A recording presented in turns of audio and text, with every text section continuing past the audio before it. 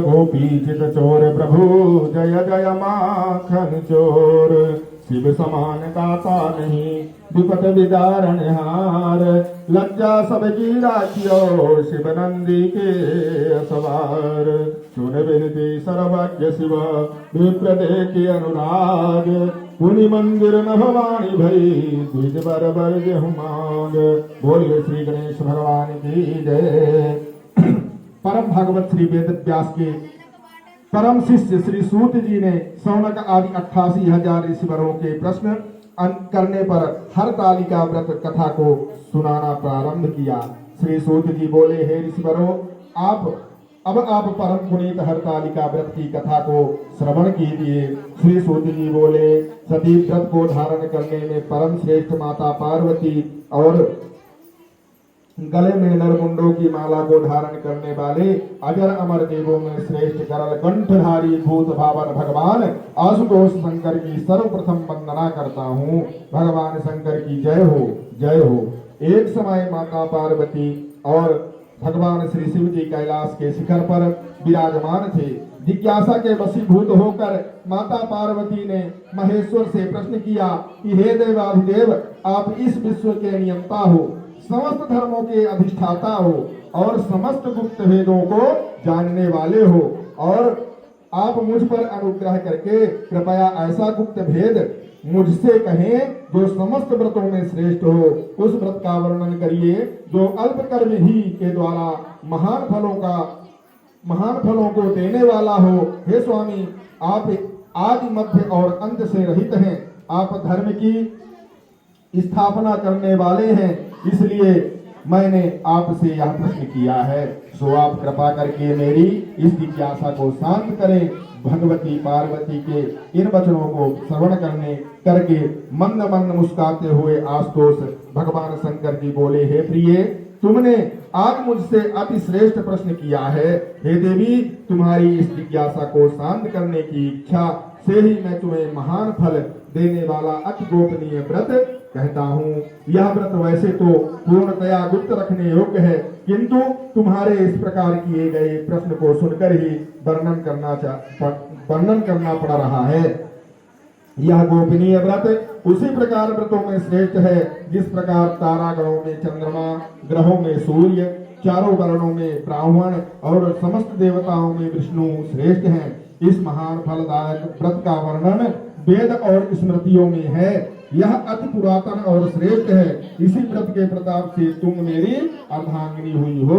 हे वरो, यह व्रत भाद्र मास के शुक्ल पक्ष की तृतीया अर्थात तीज को होता है। इस व्रत के करने से जीव के समस्त पापों का नाश हो जाता है। हे प्रिय, यह वही व्रत है जिसे तुमने मेरा वर्ण करने की इच्छा से हिमालय पर्वत पर तपस्या किया था।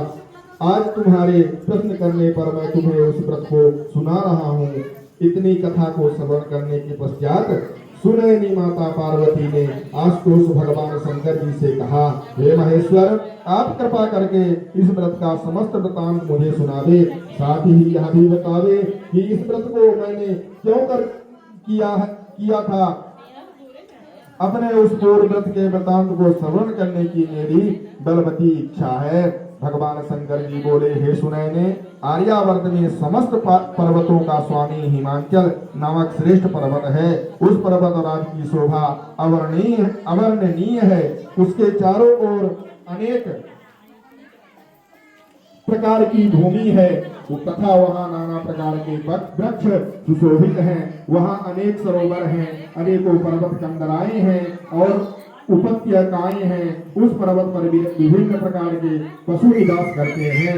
वहाँ अनेक गंधर्व सिद्धिचारण तथा यक्ष वास करते हैं। वे सब नाना प्रकार की खिलौने करते हैं और विभिन्न प्रकार के विलास रचाते फिरते हैं। उस पर्वतराज का मस्तक श्रेष्ठ मणियों में स्वर्ण रत्न आदि से विभूषित है। उसकी मित्रता आकाश से है और यही कारण है कि वह आकाश को अपने हाथों अर्थात शिखरों पर साधे रहता है।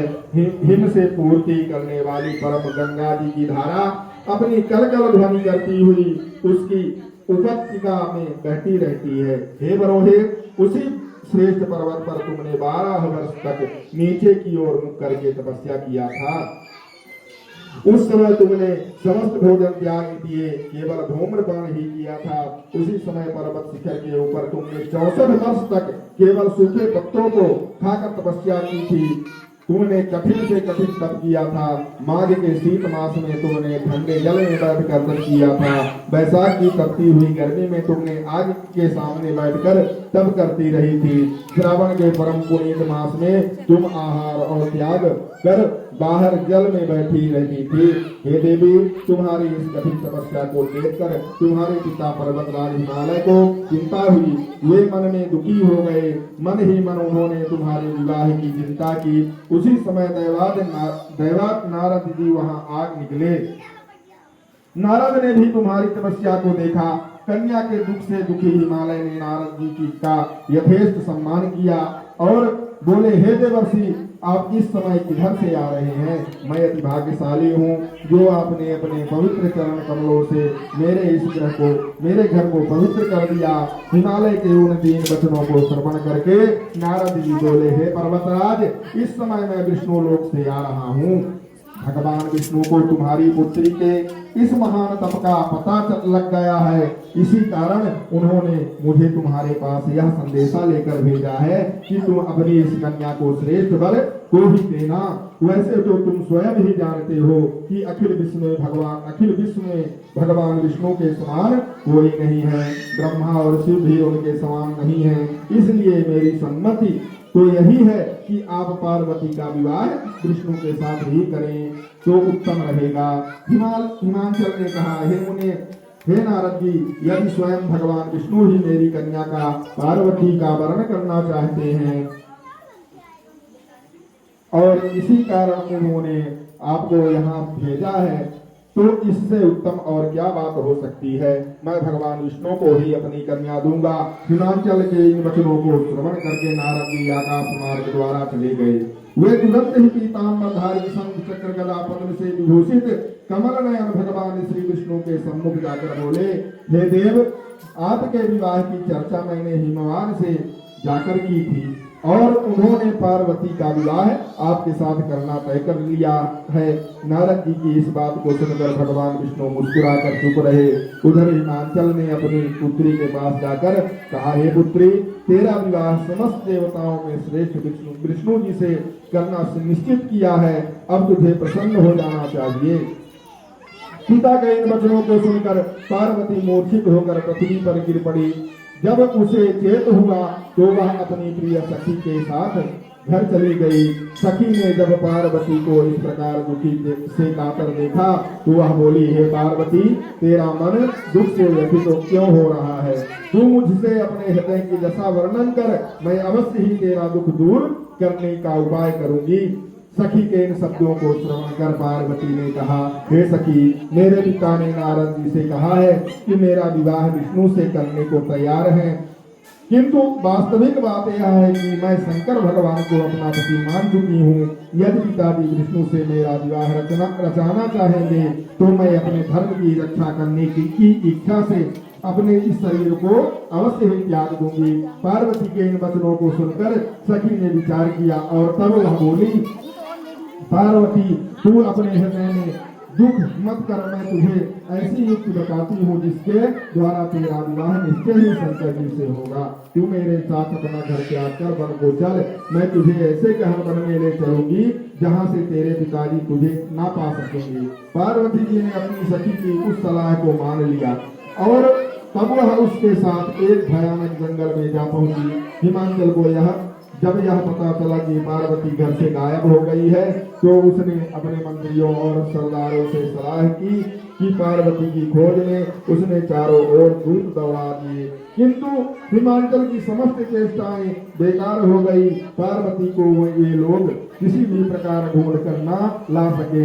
तब शोकातुर होकर हिमांचल मूर्छित होकर पृथ्वी पर गिर पड़े।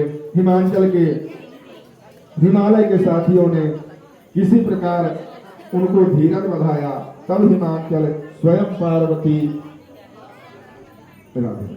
स्वयं पार्वती की खोज में निकल पड़े।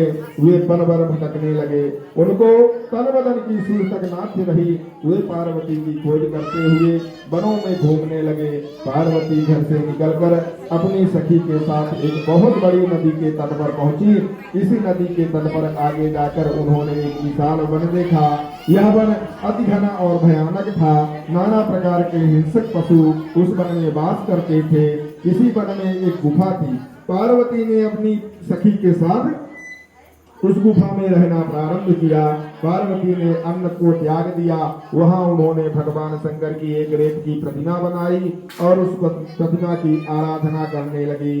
उसी समय भादव मास की हस्त नक्षत्र युक्त तृतीया आ गई।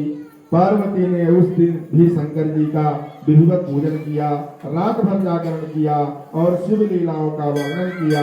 पार्वती के उस महान तप को देखकर भगवान शंकर का सिंहासन हिल गया और उसी क्षण वे पार्वती के सम्मुख जाकर उपस्थित हो गए और बोले, हे बलाने, मैंने तुमसे अति प्रसन्न हूँ, मैं तुमसे अति प्रसन्न हूँ, वर मांगो। भगवान सदाशिव को अपने सम्मुख उपस्थित देखकर पार्वती का हृदय कमल खिल गया। मन चाहा वर मांगने की बात सुनकर पार्वती ने कहा, हे महेश्वर, यदि आप मुझ पर प्रसन्न हैं और वर देना चाहते हैं तो कृपा कर मुझे अपनी पत्नी के रूप में स्वीकार कीजिए। मन चाहे वर को देकर शंकर जी अपने निवास स्थान को लौट गए। उसके बाद ही हिमालय पार्वती को ढूंढते हुए उसी वन में जा पहुंचे जहां पार्वती अपनी सखी के साथ रह रही थी। उन्होंने दूर से दो कन्याओं को देखी। पास आने पर उन्होंने अपनी प्रिय पुत्री पार्वती को पहचान लिया। पार्वती को देख कर के वे उसके पास पहुंचे और उसे हृदय से लगाकर विलाप करने लगे। उन्होंने कहा, हे पुत्री, तुम इस महाभयानक वन में इन हिंसक पशुओं के मध्य क्यों निवास कर रही हो? चलो अब घर चलो। पिता के वचनों को सुनकर पार्वती ने कहा, हे पिता, आज जब आपने मुझसे घर से चले आने का कारण ही पूछा है तो मैं आपको स्पष्ट बताए देती हूँ कि मैंने तन मन धन से भगवान शंकर को अपना पति मान लिया है। किंतु जब आपने मेरा विवाह विष्णु से करना तय कर लिया तो मैं आपके धर्म की रक्षा के लिए इस वन में चली आई थी। पार्वती की बात सुनकर हिमांचल बोले, हे पुत्री, यदि तुमने भगवान सदाशिव को अपना पति स्वीकार कर लिया है तो इसमें मुझे तनिक भी आपत्ति नहीं है। तुम लौट कर घर चलो, मैं तुम्हारी इच्छा के विरुद्ध कोई भी कार्य नहीं करूंगा। पार्वती पिता के साथ घर लौट आई और तब हिमवान के पार्वती का विवाह शिव जी के साथ कर दिया।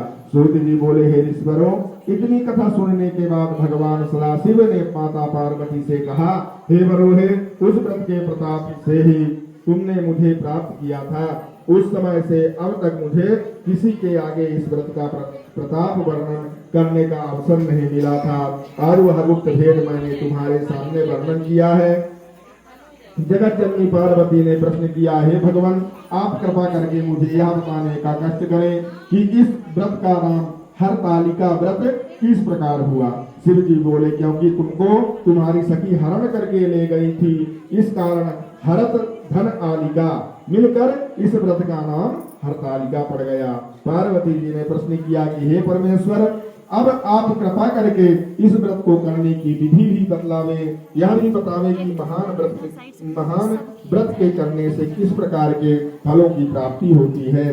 शिव जी बोले, हे वरान्ने, यह व्रत कन्याओं के लिए श्रेष्ठ है। जो कन्याएं उत्तम वर की प्राप्ति चाहती हैं वे इसको अवश्य करें। जो स्त्रियां अचल सुहाग चाहती हैं वे इस व्रत को विधि पूर्वक करें। उनकी मनो इच्छा की पूर्ति करने वाला इससे उत्तम और कोई व्रत नहीं है।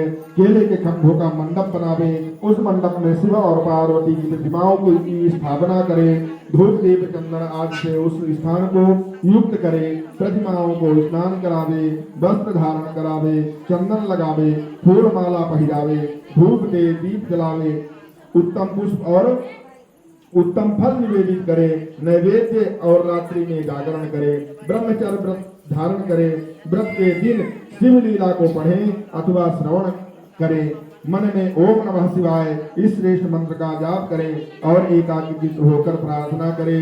ब्राह्मण को गौ वस्त्र दक्षिणा देकर प्रसन्न करे। भोर होते ही पूजा की सामग्री को एकत्रित करके नदी में प्रवाहित करें।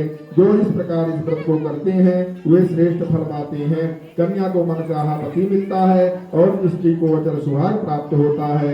यह व्रत समस्त पापों को नष्ट करता है, इसमें संशय नहीं है। बोलिए श्री शंकर भगवान की जय।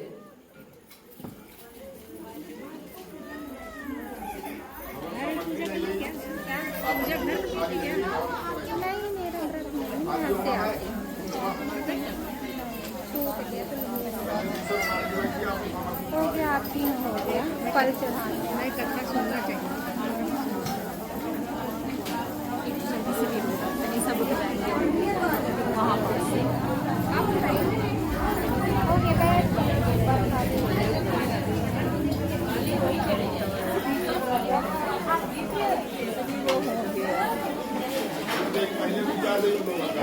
आराम से उठ जाएगी। सामग्री आप समेट लें।